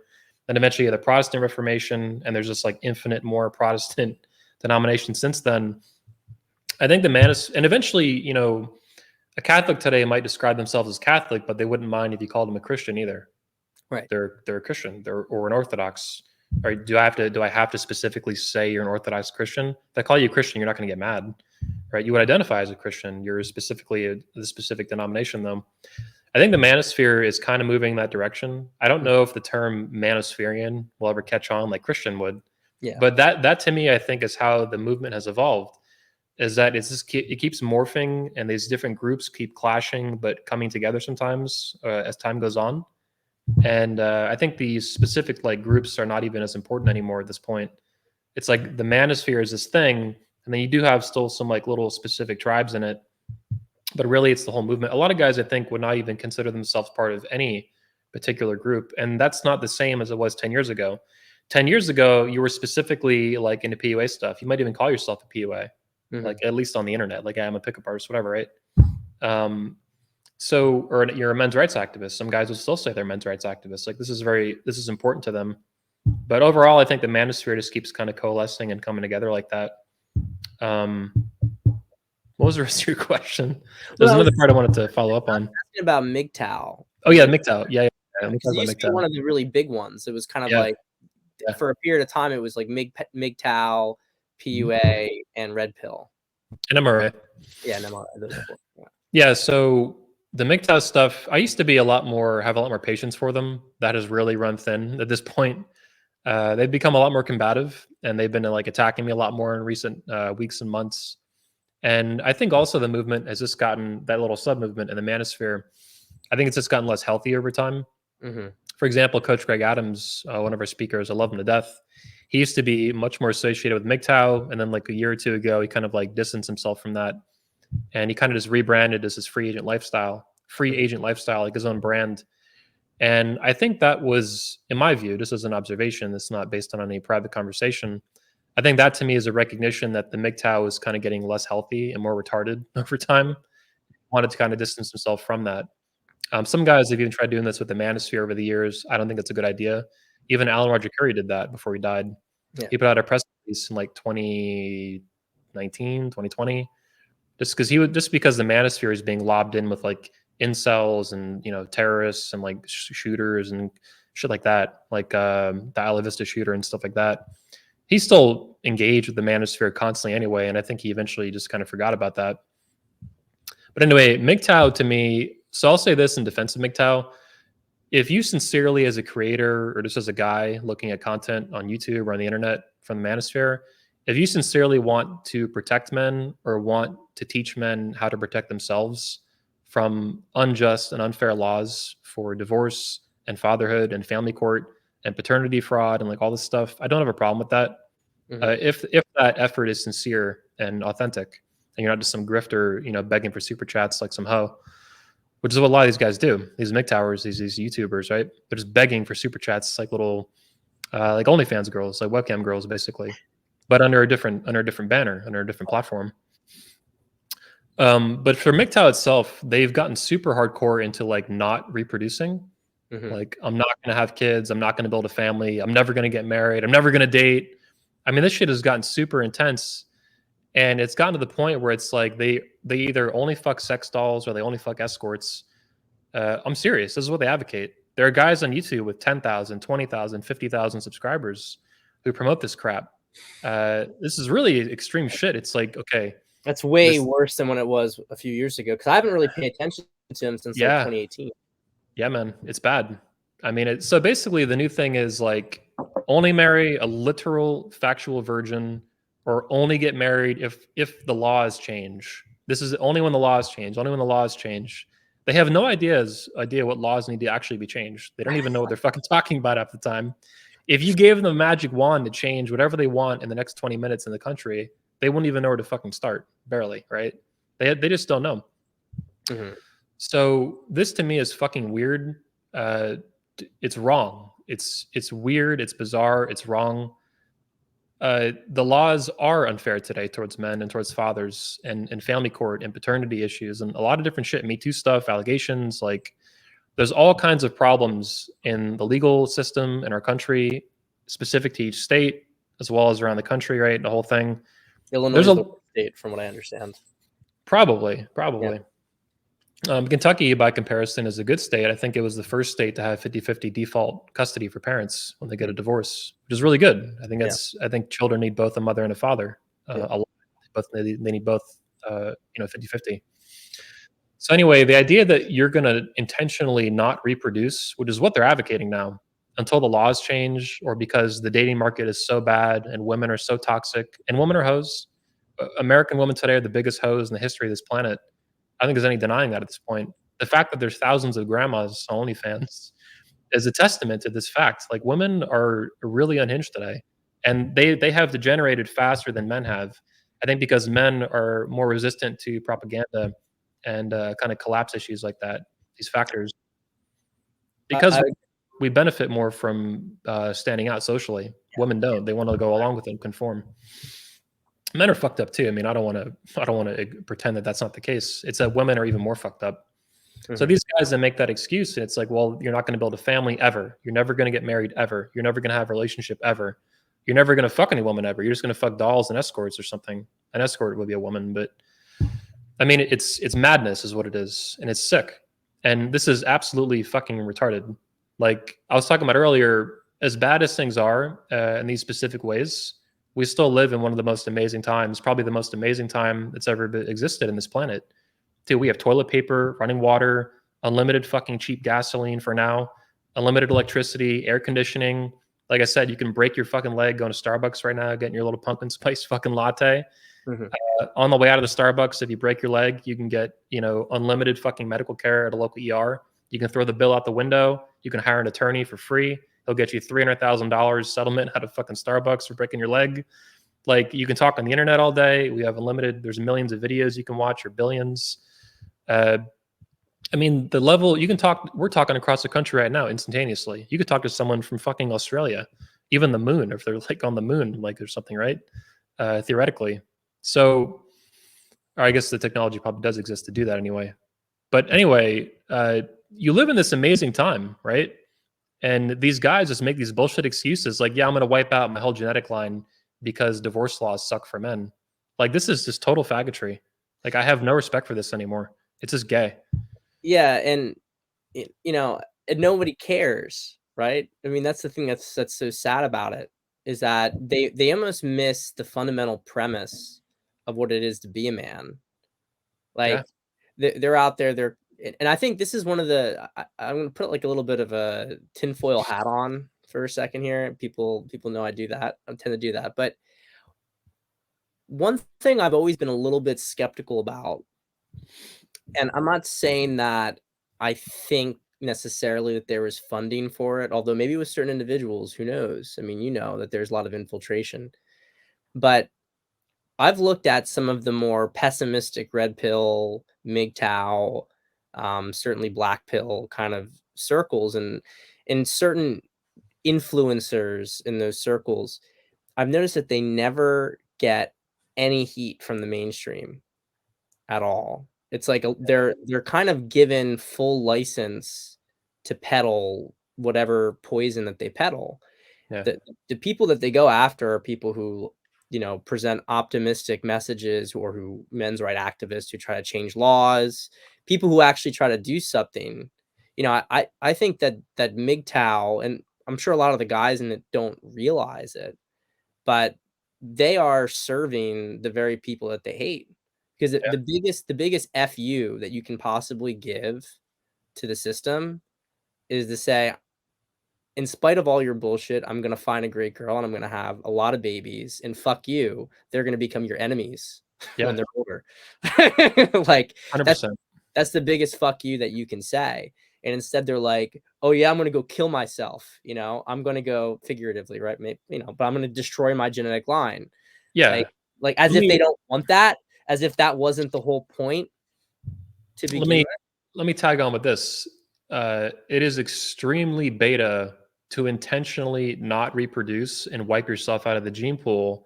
And nothing says alpha like busting a nut in a chick and knocking her up and building a family on purpose, right? Like Yeah. the manosphere, let me say this too. The manosphere used to be much more self-improvement focused, and I like that better. It's gotten way too theoretical in recent years because of bad actors like the fraud Mhm. father. Yeah. And not just him. There's more than that too, right? It's a trend to go towards abstraction and this endless theory, and not being out in the field and talking to women and getting better and improving your social skills and reading and improving your sexual skills and like all this stuff. But anyway, back in the day, it was alpha to get laid, and it was beta to not get laid. And these guys have totally fucking. It really is, like, Yeah. objectively speaking, intentionally not getting laid. You can't get laid anyway. These guys. I mean, that's the thing too, is they bitch about these hot girls are all hoes, and it's like, dude, you would suck that woman's toes if you had even 5 seconds to do it at the drop. If you could pay money to do it, you would go suck her toes. Right. You're gonna sit there and bitch about this hot hoe who is a fucking super slut, no doubt about it. But you would worship that woman given the opportunity. A lot of them too. Let's talk about this. Red pill hoes, I call them. The manosphere in recent like 1 or 2 years has been invaded by women. It's Huge been amount. invaded. It's been invaded by red pill hoes as it's collided with mainstream. I think because these red pill hoes see all these betas who are like very beta, naive, gullible. They want to be pandered to in a Mhm. way like a politician would pander to a voting demographic. So these red pill hoes like Real Femme Skankian, Horsha, these are names I make up for them. Just Pearly Things though is a real name for that chick. She has like 1 million subs now. These women are just predators who are just feeding you what you want to hear. Mhm. And it's pathetic and it's sick and it needs to stop. But anyway, it's kind of a tangent I wanted to throw in there. Well, yeah. I mean, I'll say two things to that. I mean, on one hand, 100%, it's a money grab on the part of a lot of these women. And I mean, look, it, you can see this just in the general manosphere and Twitter. Um, the When I was first came on Twitter in 2015, there was almost like no women at all. It was like if you saw a random girl who was around there, she was like, she was like weird. Didn't mean that like she was a bad person or anything. Maybe you're mutuals, but she was like weird. It was like a weird place for her to be. And then you kind of got to 2018, 20, and there were a scattered number of girls there, but they were really low profile, mostly lurkers. 2019, certainly 2020. I mean, there were so many women who started coming into the space, Yep. and I'll be blunt about it. A lot of them would say the exact same thing, regurgitate Yep. exactly what a man would say, but they're going to get 3 to 5 times the engagement Yes. It's because, sick. yeah, it is sick. And I think, this is a black pill statement about men and where men are right now. because even men in the manosphere who are trying, who are really, I think a lot of them truly trying to become more masculine, to get out of the longhouse, to stop being a bitch. Hot girl says something, and sometimes like not even like super hot, just like cute girl something, and Not even it's that like sometimes, man. smash that like button. It's like, and I don't want to be petty about it, but can you imagine can you imagine our grandfathers in this situation? I mean, it really does. And I think in certain cases it gets very annoying to me, because you can tell that the women who are putting this stuff out there, it's not even like they necessarily know what they're talking about. They just Mhm. are saying stuff that's maybe gonna get attention, and you know this guy needs to be a super alpha. Men aren't, like, just Allow me to talk double to women. down. Talk to women. They on Women it. need help. They not only don't know what they're talking about, they don't even care. Yeah, They're just saying what they're pushing, whatever pain buttons or whatever emotional buttons in these guys or whatever even ideological buttons they want to hear. These hoes ain't loyal. Yeah, she's not yours. It's just your turn. $5 super chat, right? yeah, yeah, They're just pushing buttons to make money. They don't give a fuck. yeah, These women, they're predators, and they're not like sociopaths in some clinical sense, but they're sociopathic in that they really don't give a fuck. It doesn't matter to yeah, them. They're like, yeah, look at all these fucking simps. This girl, dude, Just Pearly thinks is a 5. She's a friendly 5 on a good day. I mean, just gross, right? She looks like Shrek's ex-wife, I call her. She's a gross woman. But these dudes simp for her to an astounding degree. And it's like, this is gross. And she doesn't care. She doesn't know anything. She's some 25-year-old bimbo, a friendly 5 bimbo. I mean, this is like just completely average and mediocre as you could possibly get. And yet she tells these guys what they want to hear, and they fucking eat it up. And then they stay, let me put this too, they stay stuck like a hamster or like a slave in this like pen. One thing that amazes me, I think you'll appreciate this. You had the red pill space in the manosphere, right? Since like 2012 to even now, but especially 2018 before we got quarantined on Reddit. These dudes want to take the red pill, whether it's from Rolo or Tate or anybody, and I like Tate. I don't want to bash them in any way. These dudes think they take the red pill and then they're like free, right? They're free. I took the red pill. Now I'm a red pill alpha male, right? yeah, Boom. yeah, Amazes me is that in the movie trilogy that this came from, so you had Matrix 1, 2, and 3, and at the end of the Matrix 2, Matrix Reloaded, it's revealed as another analogy that these guys should pay attention to, that all the people, all these humans in that movie, this series, right, they took the red pill. They took the red pill. They woke up to reality, and now they're freedom fighters. What are they? They're more slaves. yeah. They're slaves in another system of control. Neo Yes. has to figure this out. This is explained to him by the architect in the movie. Then he has to come back to the ship and tell them, like, hey guys, it's all fucking game. It's all bullshit. They were never freedom fighters. It was all just control. Zion, these freedom fighters, all this stuff. What I try to communicate to these guys and what irritates them to no end, they get really mad at me, right?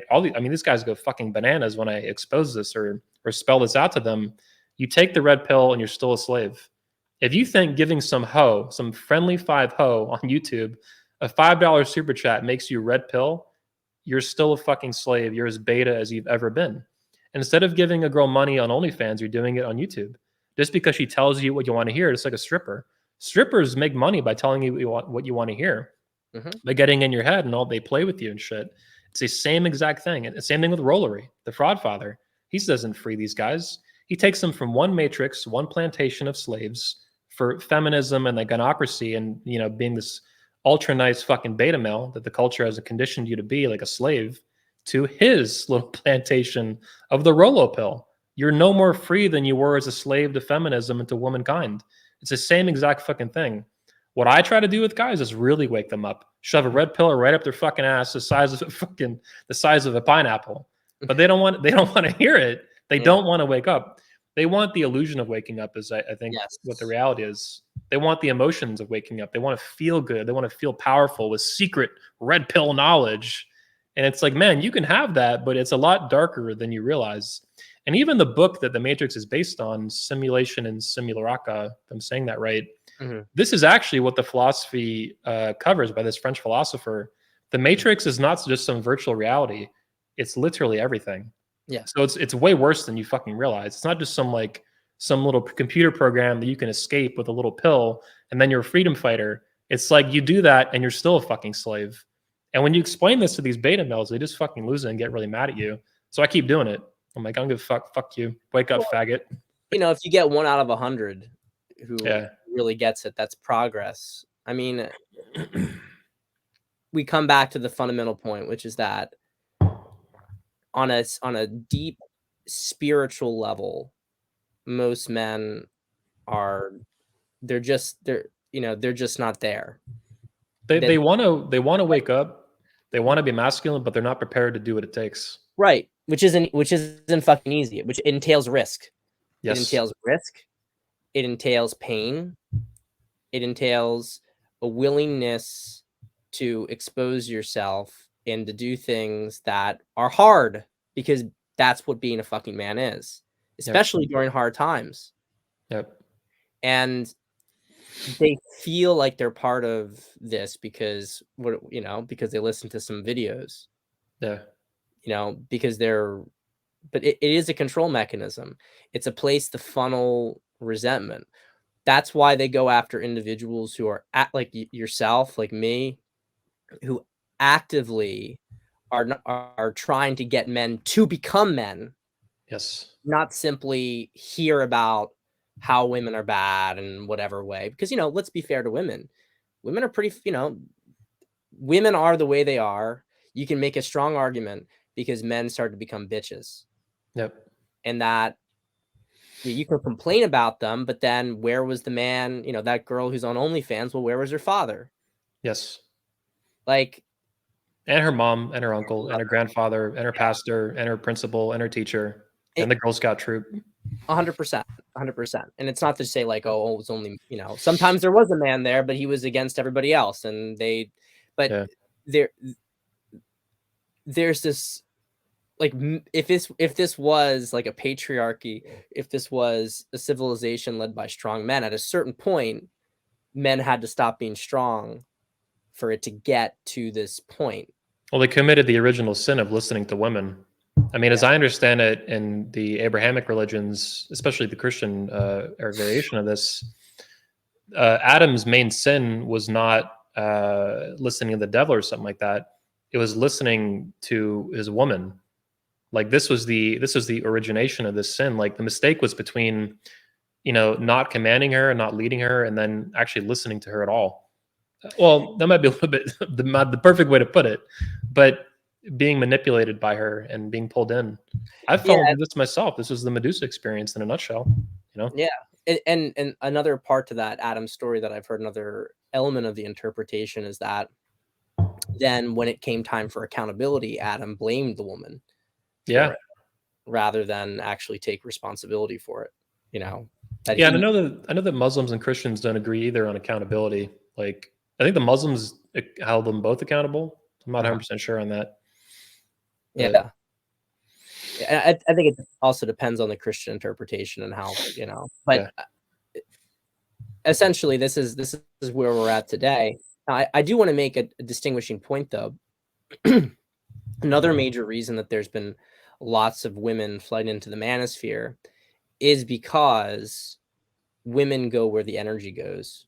Women go where the budding men are. Now there's women who are grifters who just copy platitudes, have shows they don't know fucking anything, but there's a lot of women who are part of what I would call the femisphere, and that's adjacent to the manosphere, hmm, but they're not talking to men about like what men should do. yeah, They're talking more about female experiences and things that women, need to change and be aware of. And I think it's very, very healthy.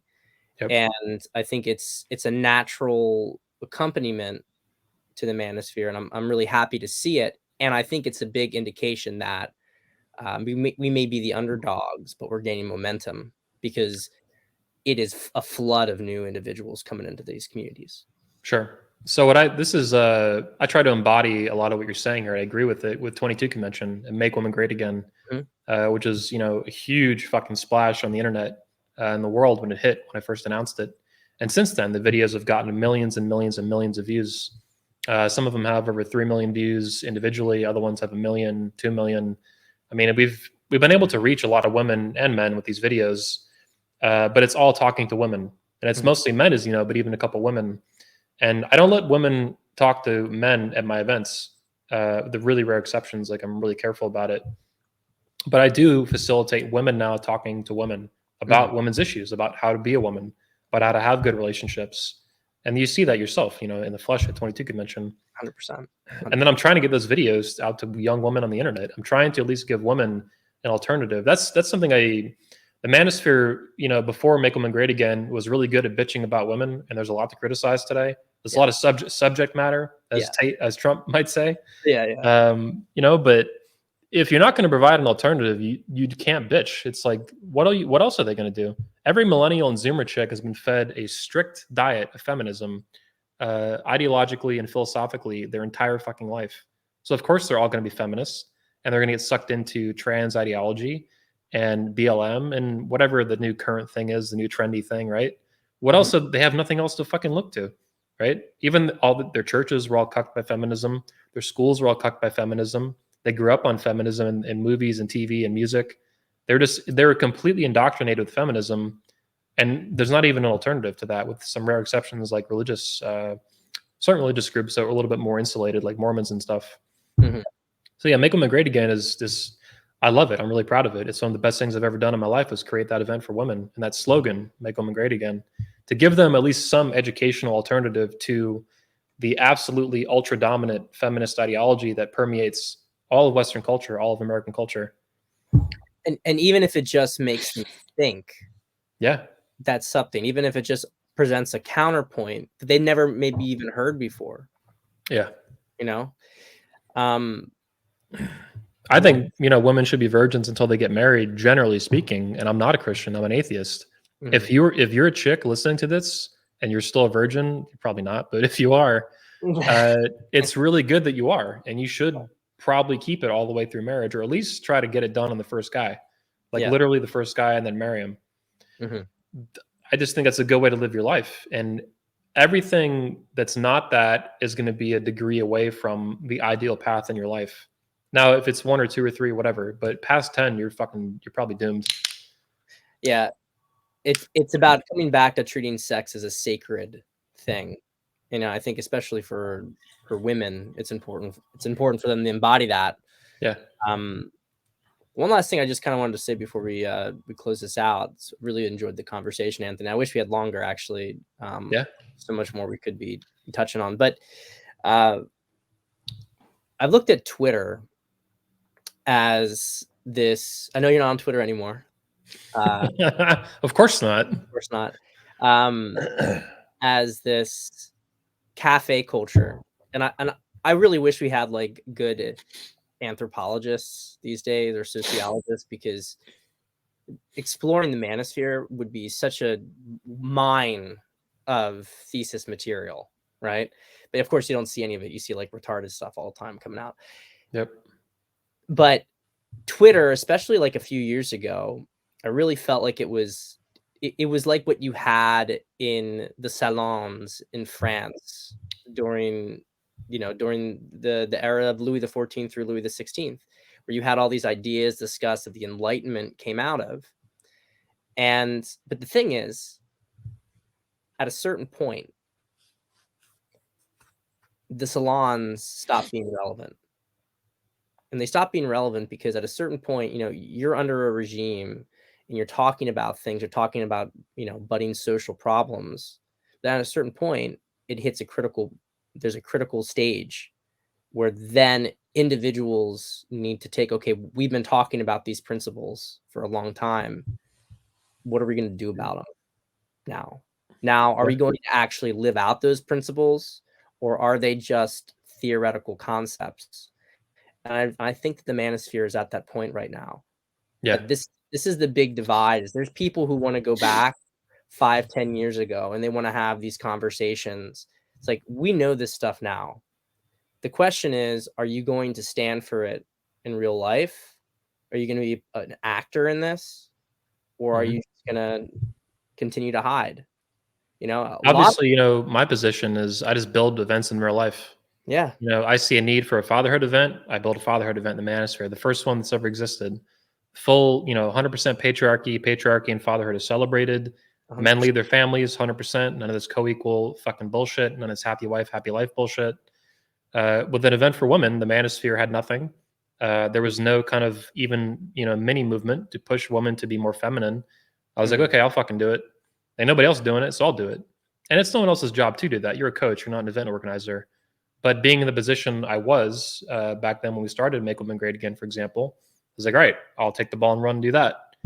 So yeah, I'm always building stuff. And then even my personal life, obviously I'm engaged now. Mhm. My fiance is pregnant.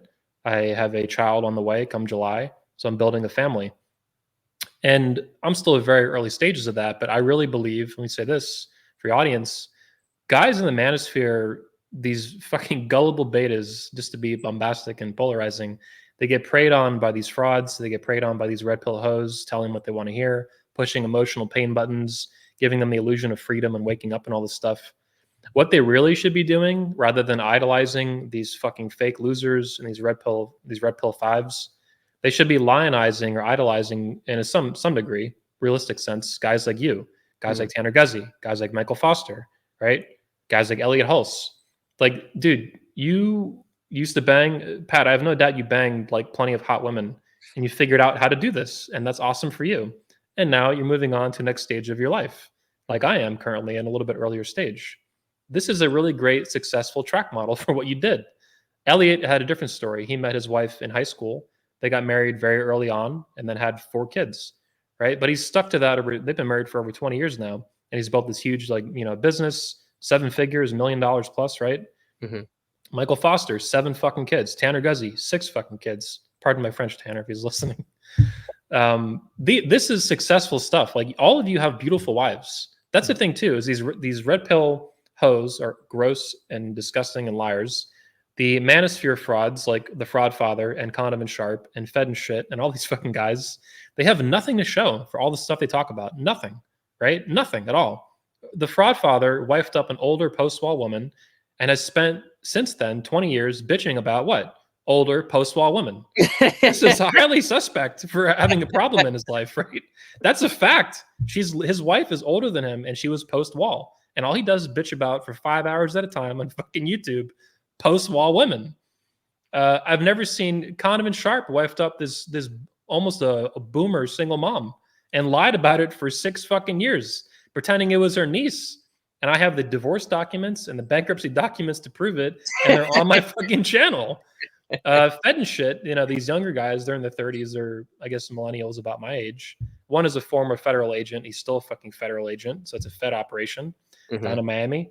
But ignoring the Fed operation component, infiltration of the manosphere, these two are losers with women. They always have been, and they still are. They have nothing to show for anything with women.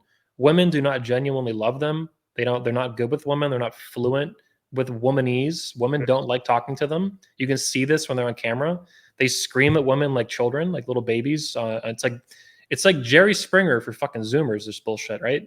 They don't have any positive relationships with women to show. No marriage, no kids, no nothing. Mhm. Dude, you knocked up your wife twice. You mixed your soul with hers and made little humans now.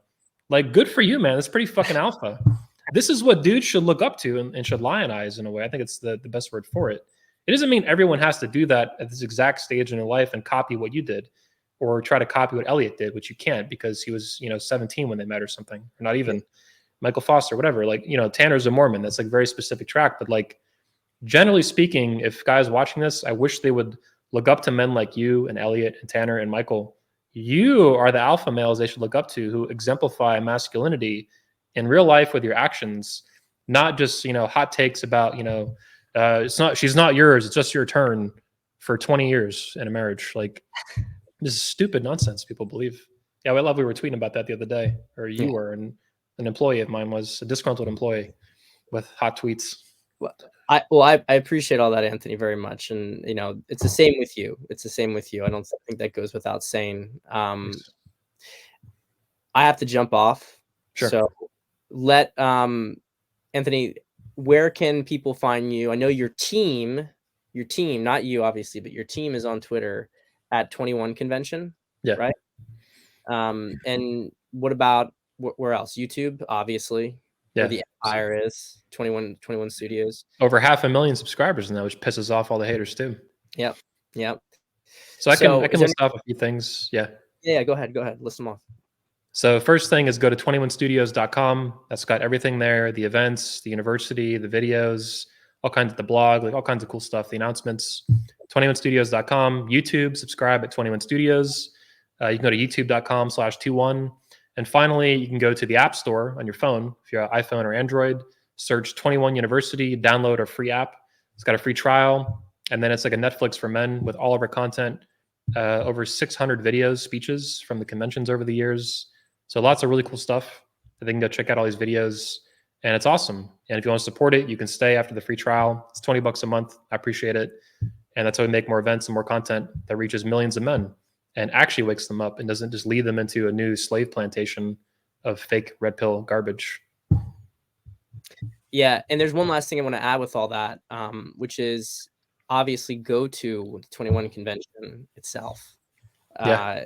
It's not only just an incredible experience to be able to meet speakers like myself, but it's just this is where you connect with other like-minded guys. There's something so powerful about being there in person, and nobody puts it on like Anthony. So Thanks. anyway, bro, thank you so much for coming on, Yes, and sir. we'll speak soon.